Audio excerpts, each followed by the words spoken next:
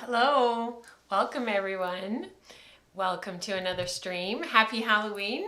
My name is Sally Stitches and I can be found pretty much everywhere as Woolen Spinning. I hope you guys are having a wonderful Halloween. I hope you're enjoying the end of October. It has finally gotten cold here and we have finally gotten into actual fall. So that's been really cool. I hope you guys have a fun show today. I'm hoping my voice is able to last. I actually lost it this morning, which is really strange. I don't know why, but I did. So we'll see. Thank you so much for shifting and for having just the playfulness and the fun to have the show today instead of tomorrow at our regular time. Normally we'd be streaming tomorrow afternoon at 1 p.m. Pacific. And it's Halloween. I couldn't resist. We haven't done Sally for a while, so thank you so much. She's way too good for Jack. I totally agree, Lisa. I know Halloween's not a big thing outside of North America. It's kind of a North America thing, but it's super fun to do it anyways. So the kids are all dressed up today at school and they're having lots of fun. And I forgot, Zero is here, Sally's dog, Zero the ghost. If you haven't seen The Nightmare Before Christmas, please check out the movie. It's a lot of fun. And there's actually some really cool stuff. Dorothy said before I came on, she said, I wonder if Rachel will be in costume. I wasn't going to move the podcast and I wasn't going to do it. And we were just going to have our regular stream schedule tomorrow. But I was like, it happens once a year. Like, how fun. So thank you for being here, everyone. All right, so we actually have a very full show today and I think that we probably need to just get into it. So I've got some knitting that I've been working on. I have a brand new Mirkwood spindle that I won't spend too much time talking about. I just started playing with it, but I wanted to just show it to you guys. And I finished all of my Cormos, so we'll start off the show with that. And then I have quite a big community participation that we didn't get to last time. So I'd really like to do that with you guys today. So let's do all the things, and without further ado, let's get into the show.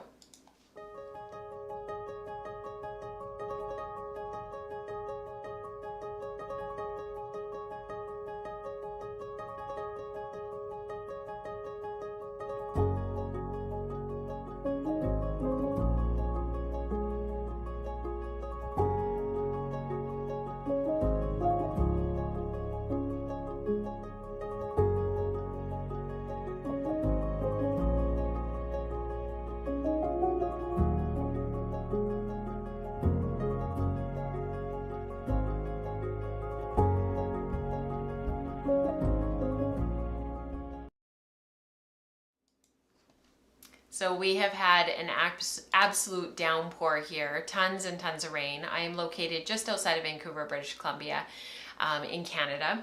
And we have been just rain nonstop. And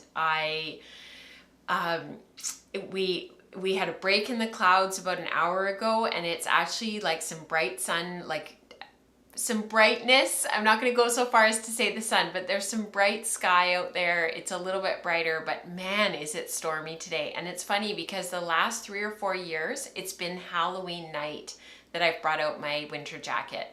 And I said to Mike this morning, I can't find it anywhere. I think it's in the trailer. And I said to Mike, it's time. I'm going to have to pull it out for tonight. So I'm going to have to find it because I don't know where it is. And wearing this to school this morning to drop the kids off, I was pretty cold. So I definitely need my winter coat. Yeah, so let me know, are you guys dressing up tonight, right now, tonight? Are you guys doing anything for Halloween? I would love to hear. It'd be really fun to hear what people are dressing up as. So I had this really random thing happen. There were 2 things that went missing in the mail. The first thing was some Ryland that my friend Glenda was sending me, which I think Glenda's in the chat if I saw. You guys are being kind of quiet, and oh yeah, Glenda's here. Yeah, so she sent me this beautiful Ryland. It's from her friend, and she was able to get some of this fiber. I don't know if the camera's going to be able to focus on it because it's kind of, oh yeah, there it goes. It's just beautiful Ryland. It's a blend of a couple of different fleeces. Glenda included in her note to me Let me see if I can get it out here. So it's a blend from 3 animals. 2 of the sheep were pure Ryland, and then the third was a Ryland Wensleydale cross. So it'll be really interesting to see. So she sent this to me, and she's like, oh, I got the shipping notification. It says that it was delivered. And I had gone to the mailbox, and there was a key, but there was there was nothing in the box for me to get. And so I was like, oh no, it's probably, she gave me the wrong key. I think it's in a different box, blah, blah, blah. And then I was like, it's really, really strange that my Mirkwood spindle that I ordered 8 weeks ago hasn't come either, because my friend Diana Twist of 100milewear.com, she had gotten hers, and we had ordered within a day or 2 of each other. And so I thought, that's really weird. Now I've got 2 things that have gone missing in the mail. So there's this guy, this gentleman who lives across the street. He's just down a bit from us, and he is not friendly. He doesn't say hello. He fires in and out of the cul-de-sac at like Mach 600. We helped him out of the snow once, but he still doesn't acknowledge that we exist. Anyway, super, super curmudgeon-y. And he came up to our front door last week, and he's like all smiles, and he's super friendly, and he's like, oh, this came in my mailbox. I wanted to make sure that you got it, blah, blah, blah. And I was like, oh, thank you. Like, and he was super friendly, and he's chit-chatting with me, and he saw my loom just sitting in you can see my loom from our front door, and he's like, oh, that's really cool. I haven't seen one of those for years. It's so neat that you're a weaver. And he's like, chit, chit, chit. And then he's like, okay, bye. And he like left. It's like, what just happened? What he handed me was the Mirkwood spindle. It had been delivered to their house and to their mailbox. And so let me just flip cameras. And so it had gone missing. It showed as delivered, you know, all the things. I obviously hadn't gotten it. So I'll tell you about the fiber in just a minute, but this is, I couldn't resist. I saw it on the website. It helped that there was a sale, but I also was like, I'm buying that no matter what. So this is, let me just wait for the camera to catch up. I might have to shift a little bit. Am I pushing the right button? It would help if I push the right button. Sally's not as good at this as I am, as Rachel is. So this is the Mirkwood spindle. So I got the one with the metal tip at the bottom, and then it's got rainbow Swarovski crystals, and then this is actually what sold me on it. This is just pure, like, unadulterated, like, satisfaction for all things. And I showed it to Rebecca, and she was like, oh my gosh, I love that. It has sparkles in here as well. So I'll see if I can, I have to hold my hand there so the camera doesn't shift, but it's sparkly in there as well. Like, oh, I couldn't resist. And of course it's a Mirkwood, so it spins like just absolutely beautifully. Let me just put it down for a minute. So, I have the tag here somewhere. So the tag is, unfortunately I can't read his writing I can't remember exactly what the name of the spindle is, but it's something ruin. It's not Belinda's ruin. Belinda's rainbow. Anyways, it's the rainbow one. So the whorl is black cherry. So that's this down here. The whorl is black cherry, and then the shaft is golden plum mahogany, and it's absolutely beautiful. I have to say, it is really, really gorgeous. Point crown with cosmic volcano for the ring. So that beading, the Swarovski crystal beading, is called cosmic volcano, and Belinda's rainbow is what that's called in there. Yeah, Eve is like, it's sparkly. I know, right? 10.5 inches, and he made it in 2022 on October 7th, actually. So I got it very quickly. Holy smokes. And it's 43 grams. So it's a bit heavier, like my POC. But if I can show you, I'll just move this stuff back a little bit. If I just move my hand here, you guys will be able to see the spin on that thing. It is just incredible. Incredible. Incroyable. And then the fiber is actually some deep stash, and they're Rolags. And let me just roll it back up again so that you can really get a sense of like how beautiful this little Rolag actually is. This is actually deep stash from Katrina, actually. CraftyJaksBoutique.com, Crafty, C-R-A-F-T-Y, Jaks, J-A-K-S.ca. These were some Rolags that I bought from her actually right as we were locking down in 2022 in March. Sorry, in 2020 in March. And I've kind of saved them. I've just been hanging on to them and hanging on to them. And I've been wanting to spin them. They're so beautiful. So I thought now's the time. So I grabbed one and I threw it onto the spindle to just start it off on the weekend. And then I meant to bring it to work with me to keep working on it, and I forgot it at home. So I wasn't able to work on it anymore because I worked all weekend. So yeah, really, really pretty. Anyways, I don't usually show you guys stash acquisition, but it showed up. I thought it was lost and I couldn't resist. So some spindle fun. I turned my sparkly lights orange today, but I don't know if you guys can see that or get the full effect of orange. If I turned off all the lights and like made everything dark in here, maybe you'd be able to see the orange factor. Yeah, a little bit. I closed the blinds. Anyways, some fun sparklies. No, Lisa, he wasn't having health problems. He's just chronically not a very nice person. When the people next door moved in, oh my goodness gracious, he like was screaming at them. It was not very nice. Anyhow, not to go on and on, he returned my spindle. He gave it to me. He was incredibly kind about it. So I was just really thankful. So this is my Cormo. So we're kind of on a spindle kick today, which is kind of fun. We were talking about all things spindled. I feel like this yarn is a huge accomplishment, and I'm not sure what the final weight is. I didn't get a chance to weigh it. However, this is 2,960 yards. So my prediction was 3,000 yards, and the final yardage was 2,960 yards. So I was short by 40 yards of 100% spindle spun singles.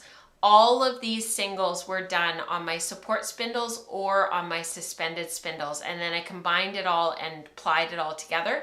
And I actually it made me giggle a little bit while I was plying, because I spun it all on my spindles on like the simplest tool that we have access to, and I plied it on my e-spinner, which is like, it needs, electrical, and it's like complicated. And I was like, oh, this is just so funny. Like, history of humans meets modern 21st century. It just kind of made me laugh. So I did ply this on my e-spinner. The reason is because I knew it was just an unbelievable amount of yardage.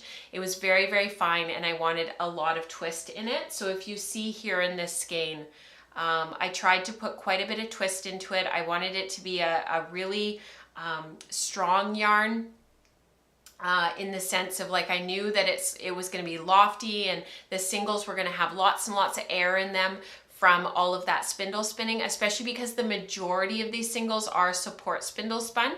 So lots of air, lots of loft, lots of lightness. It's Cormo, 100% Cormo, so very, very fine, lots of crimp. It was worth it to me to try to get a little bit more twist into it in that finished ply. And I did that on the e-spinner, cranked up to like 3 or 4 o'clock. Like I had the speed dial cranked way, way, way up.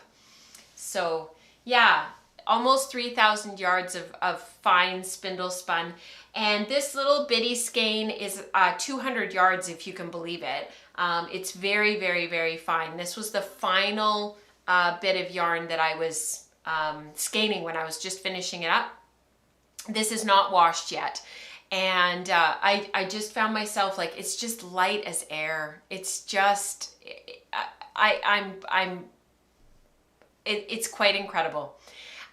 It was not an easy spin. I'll just sort of give you guys a few of my reflections. So the first off, it was not an easy spin. I tried a few different ways of spinning this fiber. I tried it on the wheel, I tried it on the e-spinner, and then finally it was actually Dorothy, who's here today in the chat, and I really am indebted to her for this. She suggested putting it on the support spindles and giving that a try, and I thought, well, I don't know, like, It seems it's a whole pound. How in the tarnation am I going to spin a pound? My goal was to get this finished, all the spinning finished by the end of the year. So it was my year-long spindle spun project. And it's only November 1st tomorrow, so that's pretty good. But I definitely, it was a long project, and I'm really quite amazed that I finished it. So finding the right tool for the job was difficult. Part of the reason was the preparation was a little bit nappy. It was a little, and yet the fiber itself was beautiful. The pin drafted roving is so easy to work from. So it was just a matter of kind of figuring out, was I going to leave all of that texture in the finished yarn and just go with it? Was I going to, sort of sit there and pick it all out, or just punt, not try to do anything with it at all? And then also, I really wanted to take a page out of my friend Diana's book, who I mentioned earlier, Diana Twist. She blogs over at 100 Mile Wear. She was saying, like, for her, when she started support spindling, she just decided to put on the hat. I've talked about this on the podcast before, and I talked about this on the final episodes that I streamed of the Wool Circle, part 1 and part 2 of support spindling. I really wanted to put on the hat of learner. And that was really from Diana, was like just being learner, embracing being the learner, embracing just knowing that I was going to have thick spots and thin spots, and there was going to be breaks, and the final yarn wasn't going to be far from perfect. And that's exactly what I've ended up with. I've ended up with some gently thick and thin yarn. You can really see it in this skein in here. There are some really, really thin bits. And there are some parts where it's kind of fluffier than others, and it's a little bit thicker, and then there's areas where it's like thread thin. And it's okay, because I was learning. And I would say about 2/3 of the way through the project, it all of a sudden just clicked. Support spindling was like, oh, I can do this now. I can do it in the car, and I can do it while I'm sitting, at the soccer field waiting for the kids. I'm just sitting against the fence with my spindle off to the side, like Angela. Ange spins that way, Yarn and Yarns. She spins off to the side, and I can spin at Guild with my spindle in my lap, and I can spin in small spaces, and I can spin at the kitchen table, and it's always the same. The movement and the motion is the same. And that is what this project gave me, was letting go of the outcome of having perfect yarn, letting go of consistency, putting on the hat, the physical hat of learner, and just really enjoying the process. It was a slog, I'm not gonna lie. These two skeins here are both 1,000 yards. They're 500 yard, they were 500 wraps on my 2-yard skein winder. So like with washing and finishing, I'll have exact yardage. It'll be less than the 2,900, but it might be close to like 2,600. However, when I was winding them, I was like, right in the middle of this project, I felt like the bag was never going to empty. It was just going to be full of fiber and wool, and it was never going to empty, and it was always going to be full, and I was never going to get through it. And then all of a sudden, I remember being in virtual spin group, and I remember saying to the girls, look, I've only got this little bit left. Like, holy smokes. So if you've got these big projects and you're trying to learn a new skill, and you're trying to figure it out, and you're getting a bit bogged down, just know this too shall pass. This too shall end. You will get there, and you will be able to finish it. And I don't know for sure if anybody's asked. Usually people ask, oh yeah, Julie, you were on it. What will you make? So my plan, once I have final yardage and I get this washed and everything, I would really like to dye it. I'm not sure what I'm going to do yet for a dye, whether or not I do a resist dye or if I do some dip dyeing. I'm not totally sure. But I would like to dye this. It's so stark white. It's just perfect for that. I might talk to Katrina or Felicia about that before I commit to that. But my plan is to weave a stole in M's and W's with this yarn. And the reason is that it is inspired by a project that we did at Guild for our sheep to shawl years ago. We haven't even had a sheep to shawl since our since all of the lockdowns and COVID and everything. But what I would really like to do is this was our stole for sheep to shawl that my friend Kelsey did. And that's actually her leaning over the table finishing it off. And if I just click on it and make it fit, and let me just turn off the background camera. This was our stole. So sorry, it just took me a bit of finagling. But it was a white weft, and then her and I space dyed the warp. So she made the warp, and then we laid it out on my kitchen floor, which in hindsight was not a good idea. We put it on plastic, but it wasn't enough to protect the surface of our floor. And we poured dye on in strategic places, sort of according to what Kelsey wanted, to sort of, space dye this warp. And then she took it home, steam set it, and then rinsed out the warp, got it all figured out, and then warped to the loom afterward. And then the weft was what we spun at the sheep to shawl. So this was the results, and this was M's and W's. And she doesn't have the stole anymore. I know that she's thought about recreating it and making one for herself. It's 22 inches wide by 72 inches long. And ever since we made this was way before I was a weaver. I didn't know how to weave. I didn't know about a floor loom. I didn't know any of the things. And I really, really want to sort of try to recreate this, but in my way.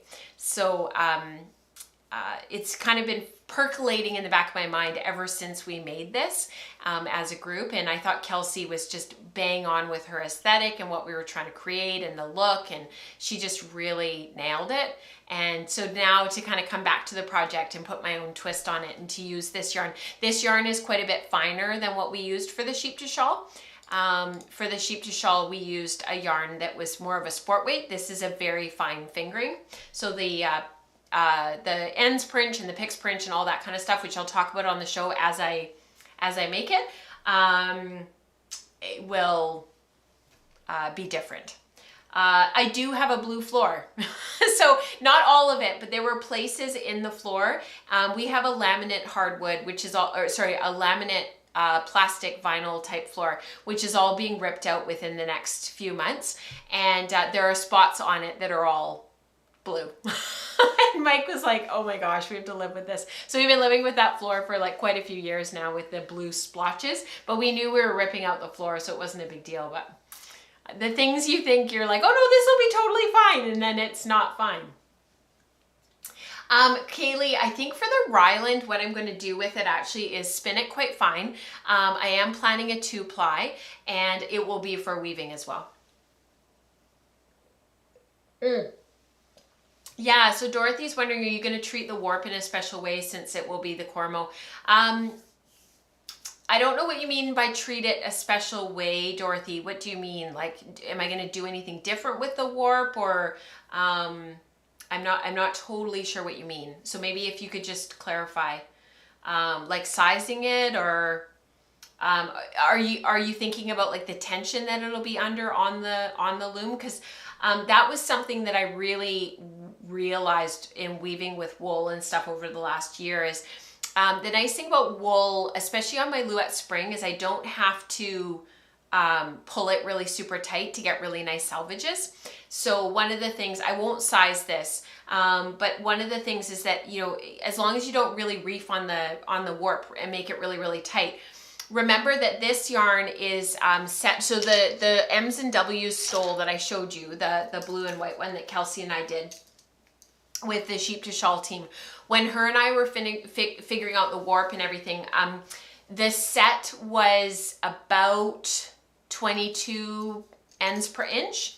No, that's not right. The set was like 18 ends per inch, maybe 20. This yarn, and that yarn was spun to a finished wraps per inch of 14 wraps per inch, and we set it at 20. This yarn is a finished wraps per inch of 24. So the yarn that we used for that original stole was 14 wraps per inch, the finished yarn. And this yarn is 24 wraps per inch finished. So right off the bat, the set is going to have to be quite a bit more, it's not going to be quite as open. I'm trying to remember the numbers for the set. It wasn't 20 or 18. It was high. It was lower than that. I feel like it was maybe 16 ends per inch. I'm trying to remember. I have it all written down. But this is going to have to start for a twill. It's going to have to start at 18 ends. It'll probably be more like 20 ends. So a 22-inch wide shawl. So finished 22 inches wide. So it'll be 24 inches on the loom. I'm thinking out loud, you guys, just bear with me. 24 inches wide on the loom times a set of at least 18. And you've got all, so I'm just going to do that math really quickly. So that's 432 ends across, and you've got all that warp tension across all of those 24 ends all the way across. And it's wool, so we're placing the weft rather than beating the weft like we do with linen or cotton. So with placing the weft, not having to have your warp under such high tension, I'll do it on the spring. It'll be fine. It'll be fine. So yeah. Julie says, amazing how much you don't look like you. This morning when I dropped the kids off, none of the moms recognized me. They did a double take. Yes, Sarah, it will be strong enough for warp. Again, it's going to be a matter of not really tightening it and holding it under a lot of tension. And actually, Dorothy, you have a really great question there too about fulling it and felting it. I'm not going to full or felt the yarn before I finish the fabric, because actually we had this whole conversation in weaving group, which is really great because this is all related. I don't want to finish the yarn before I have an opportunity to finish the fabric, because if your yarn is felted and it's fulled and completely like on a microscopic level, it's completely the fibers in the wool have felted and fulled, and they're no longer changeable. Then when I go to full and finish the fabric, nothing will happen. I won't be able to, or a very, very little bit will happen. So this is one of those situations where I want to wash the yarn and even out that twist and make sure that, you know, it's not all, you know, kinky and curly and everything, where it's going to lay really nicely. But then I want to save the ability for it to full and to felt and everything for the end. So it'll be a matter, I'm going to have to sample. So yeah, it might abrade a little bit, Dorothy, but again, that's a really, really great thought or question, because that was something that Kelsey and I were worried about with the other stole. And one of the things that really helped was single was denting, one per dent in the metal reed, not beating really super hard. The other thing that worked really well was actually putting 2 or 3 threads in each dent so that you're not, and just beating really slowly and really gently and really carefully. There's lots and lots of things that you can do to sort of prevent some of that abrading. Again, it's going to be a matter of doing some sampling and doing some testing and stuff. And the other thing too is that you've got sections of the warp going through. Like I was really worried about abrading with my Briggs & Little singles in my Unit 1. And this is really, really low twist yarn, and yes, it's a toothier wool and it's a longer stapled wool than, say, compared to the Cormo, but I was really worried on some of my older reeds how this would hold up, and it actually ended up being totally fine, because you've just got that one section of warp that's going through at a time that's being that the beater's traveling along. And so I found, like, I advanced my warp more often. I made sure that I wasn't really trying to, you know, eke out that sweet spot for a really super long time. I think it's all really great things to kind of, okay, these are the things that we're thinking about. These are the things that we're concerned about. And then how does that work out at the loom? Does it really abrade more? Does it really, not finishing the yarn and pushing it so far with the felting and fulling, did that make a difference? All that kind of stuff. Like, I'm excited to sort of use that as an opportunity to sort of, does it do these concerns and this sort of forecasting that we do of impending doom, does it actually play out at the loom? That's what I want to know. So yeah, really great conversation. Thanks for asking all those questions, Dorothy. Amanda was, great comment too. Amanda said working with a temple would help. So with a temple, it has little, like, they're not pins, but they're kind of like claws that go into each side of your fabric, and they hold your fabric out and they help with salvages. What a temple really does is help not to abrade those outside salvage threads, and it holds your warp in place outward so that everything's in line and everything's really beautifully parallel. So yeah, that's great. Oh, good, Rebecca, she had to go home, go to the school, pick up the kids, run home.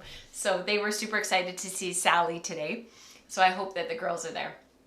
My weaving teacher was always, don't close the shed before you place the weft. Yes, Lisa, that was something that came up again and again for me with my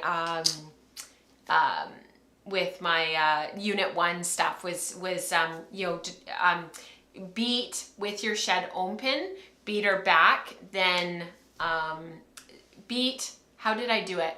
I read about it in like several different places, and it really took me some practice at the loom. So place your weft, beat, so your shed is still open, and then you put then you close your shed. I'm trying to remember how I did that. It was so automatic by the end. Anyhow, that is my story about the Cormo. So thank you so much for listening, you guys. Now, I actually did finish something in this past week. Well, I didn't. Rachel finished it. Sally didn't do anything. I finished another one of these little scarves. So this was the first one. I showed you guys this back in the earlier part of the fall. This was the first one, and it was the Jacob Breed and Color study, which actually we have more on the Jacob Breed and Color coming up in just a minute. And this was the white. So these are just little neck scarves. I can't really put it on because of Sally's hair, but this was the first one, and this is the Sophie scarf by Petite Knits. So that is this pattern here. I never print out patterns, but I did print out this one. Super cute. And I was completely and totally inspired to make these because of Kristen. She made a couple of different neck scarves, and I was just like, what is this new thing? I love it. So then I pulled out my brown Jacob, and this was our Breed and Color study. I'm showing you the back side. That's very rude. How rude. This is the right side of the brown Jacob Breed and Color study that we did last year. So then I did a second one. So I had my white one, and then I had my brown one, and I played a very furious game of, just furious in terms of speed, game of yarn chicken with that one. And I did get it finished. I did get through all of it, but I used right till the last little bit of yarn. So the brown one is a little bit smaller than the white one. I just had a wee bit less yarn than the white one. So what I did was I didn't have anything on the needles because I had finished the Embers pullover and I haven't started anything else. I still have to weave in all the ends of my after party. So I started the gray one. So this is the third and final one in this kind of series of study. So I just started it at work the other day, and I'm just knitting my way up. So that's the third Breed and Color study. And it's been really interesting to see that how different these knit up. Like the marling, because it was one singles of the natural and then one singles of the color rotating through the natural. So I had made Rolags that had the rainbow and then natural, and they finished off in natural, and there were 3 for each color. I wrote up all of the Breed and Color study and everything for Spinning Pearls from a couple of years ago, and I did I did not link it in the show notes, but I will, at patreon.com/WnS. And it's so fascinating because like the white one, while it was marled, it's just not as overly obvious. You know, so even though you've got one singles of the white and one singles of the color, it's just not quite as in your face.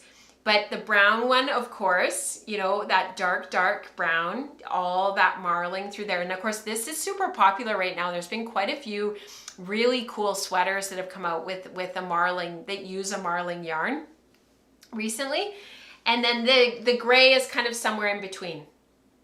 You know, it's kind of, it's marling, and there's definitely some color and texture there, but it's definitely different. And then the other thing that I wanted to comment on was look at how intense the colors become with the darker background, with the browny black. Look at how intense the colors become. Look at how bright the colors are with the white. They brighten and lighten.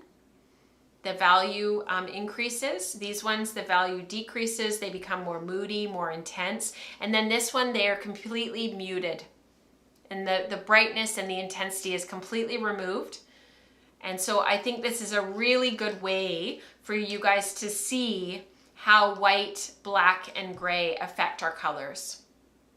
So if you haven't done an exercise like this, whether it's a warp reeling where you wrap color, or you've done a knitted project where you can really see how white, black, and gray affect our colors, I would really highly recommend that you spend some time and do that. So these only take a day or two to make. They knit up really super fast. This one was about, I don't know, half an hour of knitting on one of my breaks. Yeah, they're super fast, super easy, really fun. So that is it. Yeah, Julie, we'll get you a pattern link. Somebody will post something. I love how the gray and the white mute the colors, but the black makes it pop. Yeah, and it's funny because like the white, it just makes the color so light and bright, you know, like it really brightens. It really increases the value. Whereas this, you know, it decreases the value. It becomes so much more intense. Like even right next to each other, you could really see the difference. It's pretty cool. So once we have the gray one to share as well, you'll really see the difference between them. It's really cool. Yeah. Me too, Dorothy. She says, I can't wait to see what the stole looks like when it's finished. I'm excited about it. It will go on my spring next after I finish the Havdral towels. So it's exciting. All right, let's get into community participation. I am very aware of the time because we have book club at 1 p.m. Pacific. So I want to make sure that book club isn't delayed just because I'm sitting here babbling at you guys. Sally's got a lot of words.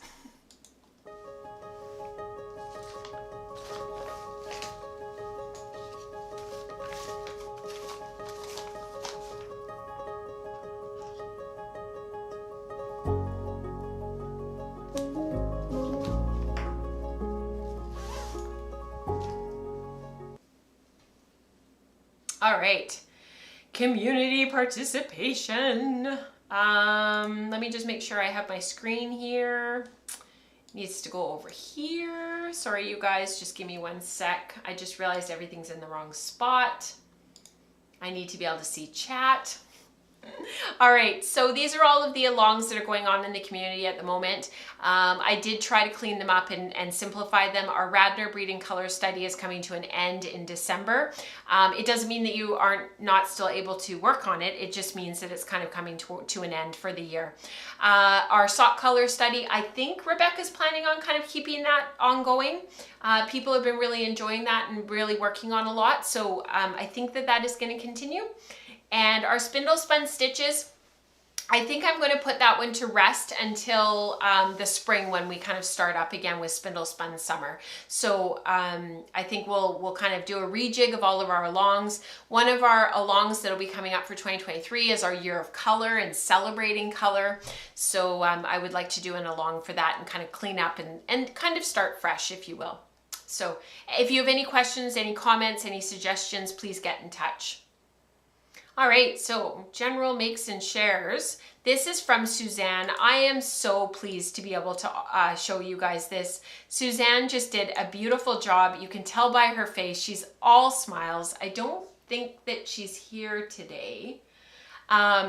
But she showed it to us in Maker Morning, and you could just see she just lit right up, and I just wanted to celebrate Suzanne and her accomplishment.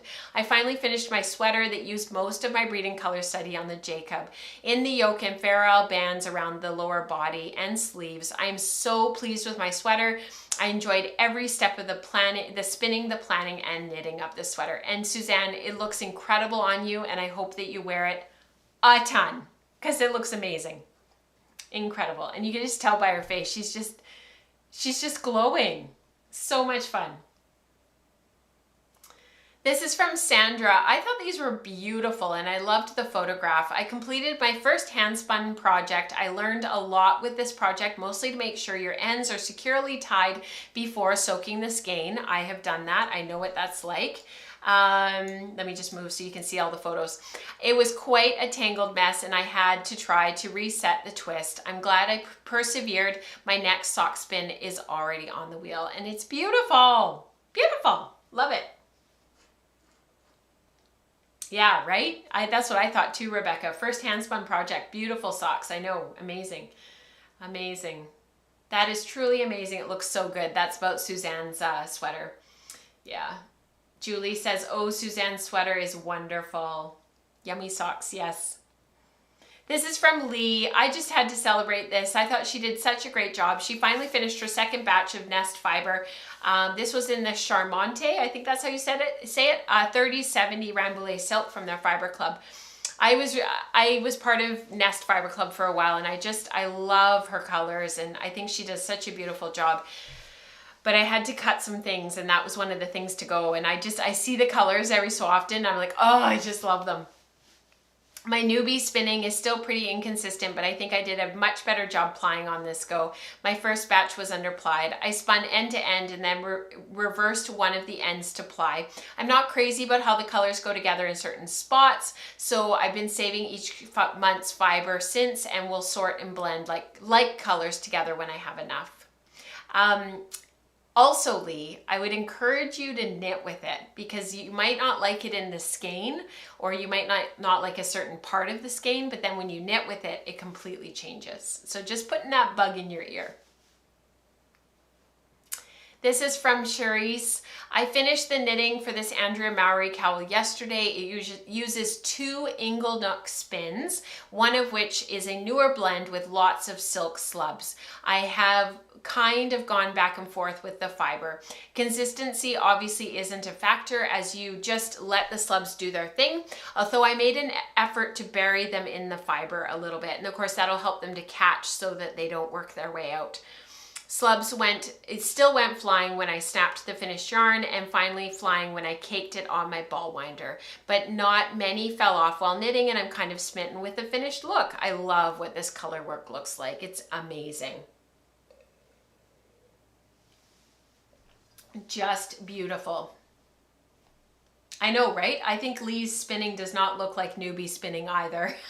I think Lee, I'm saying this with love, you have to stop calling yourself a beginner. You're not a complete noob anymore. Charisse, beautiful, love those greens, yes. This is from Sam. That was a tight fit, 355 meters of alpaca BFL ready for my caribou jumper. Let the knitting commence. I thought this was amazing. Alpaca BFL, scrumptious. I knit a shawl there was an alpaca BFL blend when I was first learning and I was first making stuff. And, you know, I remember knitting it, I remember spinning it like the wind. It was through Spinzilla of 2014. And I remember just thinking, oh, my yarn's not good enough and it's too thick and it's too this and it's too that. But the shawl is beautiful. And I keep it actually on our blanket ladder in our living room, in our family room, so that when I am chilly, I can just pull it on. It's just perfect. It's not something I would wear out and about because I always worry it's going to get ruined. It's cream. But it's one of those things that it ended up, and it's so warm, which actually would help right now. I'm freezing. Yes, Sam's already finished the jumper, I know, and I just haven't had a chance to showcase that yet. But yes, she's so fast. Some of you guys you churn out stuff so quickly, I can't keep up. Because remember, this is community participation from last show. We didn't get to it last show, so this is that one. So I'll play catch up next time. Make sure somebody tags me on her finished jumper. This is from Brittany. She's still trying to convince me that spinning dog fluff is a dream. I'm still on the fence, but she did show me this at Knit City, and it is really beautiful, and it is as soft and as warm and as squishy as it looks, and it's just incredible in real life. So she's not wrong. It's just that it's hard for me. It's hard for me to get on board. I'm being honest. I used all hand spun here. The purple is a 2-ply fractal spin of organic merino dyed in by Akara, I think, Akara yarns, and the green is a blended bat of mystery. The 25 grams of Labradoodle fluff was blended with 25 grams alpaca and 50 grams of some Yukon burn pile fleece that I hand processed. The pattern is The Shift by Andrew Mowry. I'll never grow tired of knitting it. This is my second time. It is such an effective pattern, such an effective pattern. Lisa says, I've always been a She-Angora doubter, but Brittany made me a believer. I'm still not going to do it, but boy, hers is pretty. Totally. Yeah, the halo on it in real life, even like the photo kind of does it justice, and the video helps, but like in real life, Glenda will testify, and so will Kelly. It was incredible. So I know, Sam, I know I'm not alone. Thank you. In some ways, I wish I had some of Charlotte's fluff from when she was still alive, like that I had that keepsake. There is this part of me that's like, oh, because she had such an incredible fleece. But there's this other part that I'm just like, I don't know if I can do it. I don't know. Maybe one day. Oh, Sarah, she's looking at her dog in a whole new way. Don't do it. So much fun. This is from Suzanne again. She's been oh no, I think this is a different Suzanne. I can't remember. This was a super fast spin, 3-ply worsted Aran, 8 to 9 wraps per inch, 377 yards for 228 grams. That's incredible. I'm really happy with this yarn. It was a delight to spin. There are some sections that feel a little overplied as I was really struggling with my e-spinner. After I play with one of my other wheels, I may toss this back through to loosen up the ply in a few spots. Although, Suzanne, your twist right here looks amazing. Overall, so happy and ready to dig up a pattern. Beautiful. I did, Eve. I totally did. But she did. She had amazing, amazing fiber. Yeah. Someone has offered me a sack of poodle. Yeah, Kim spins only dog hair and stuff. You can tag her on the Slack channel. That's all she does, and she does it like as a job. So she spins commissions for people. That's what I was trying to think. So if you're wondering about a certain fiber from a certain dog, just ask her. She'll be happy to let you know. Yeah, she's done poodle, Samoyed, husky, like you name it, she's done it for people. All right, we have quite a bit of weaving going on at the moment, and I wanted to share some of the projects with you because they are just beautiful, and it's an opportunity to showcase and highlight weavers in our community. So this is from Kathy. She just got a Louette Spring 2, and she's just done these Huck towels, and I just thought the colors are beautiful. So this is our first project, and like I said, this is Huck. It's just beautiful, beautiful weaving, Kathy. This is from Pia. She's working on the half draw towels as well, from Just Yarns. This is a pattern that you can get on the Just Yarn website. They're by Ariana Funk. I think Felicia did, yeah, she did. Felicia did a vlog about it on Low Meets Loom. So if you want to know more about half draw and how it works and whatnot, she talks about it a little bit. Anyways, Pia is doing a beautiful job. My first project on my new to me spring, but made changes to the draft because I'm using mallow, which is a thicker slubby yarn. My plan is to make 2 pillow fronts. I'm still playing around with color combos that I'm really enjoying this weave. It's beautiful. I love the colors that you picked, Pia. And then finally, this is from Kelly. She's working on the half drawl towels as well. She's loving seeing the pattern emerge. She's weaving on her Leclerc Artisat, and when she's trying to be quite firm, her loom lifts at the back. Yeah, that's the problem with the Artisats. They fold, they're lightweight, and they move. Yeah. I tried one once and I managed to weave myself across the room. I was like, oh, this is kind of interesting. Thank you so much, you guys, for sharing all you do and for doing everything that you do. I really appreciate it. Thank you for being here and for sharing and for participating in this space. It's always a pleasure to have you here, and I just want to say thank you again. I have to get this wig off. It is so heavy. It's giving me a headache. But I hope you guys have a wonderful couple of weeks. We've got another stream coming up on November 15th. So I will see you guys then at our regular time on Tuesday at 1 p.m. Pacific. I hope you guys have an amazing couple of weeks until then. And yeah, make lots of things, share it with the community, get on Slack and let us know what you're working on. If you were curious about the wool circle and Rebecca and her stream that she's doing, I've been working on a teaser, on a video that gives you an idea of what the wool circle is like. So I'm hoping to have that released towards the end of the month, so you guys will have sort of an idea of what Rebecca talks about and what she does, and what the wool circle is all about, because that's the other podcast, the stream that's offered over on Patreon. So have a look for that. And she's going to be visiting in March. She's going to be here, so we'll be able to do an episode together, which will be really fun. So I hope you guys have a great couple of weeks. Happy Halloween. Be safe, and don't let any fireworks go off near you. And I hope you guys have a wonderful couple of weeks. Until next time. Bye, guys.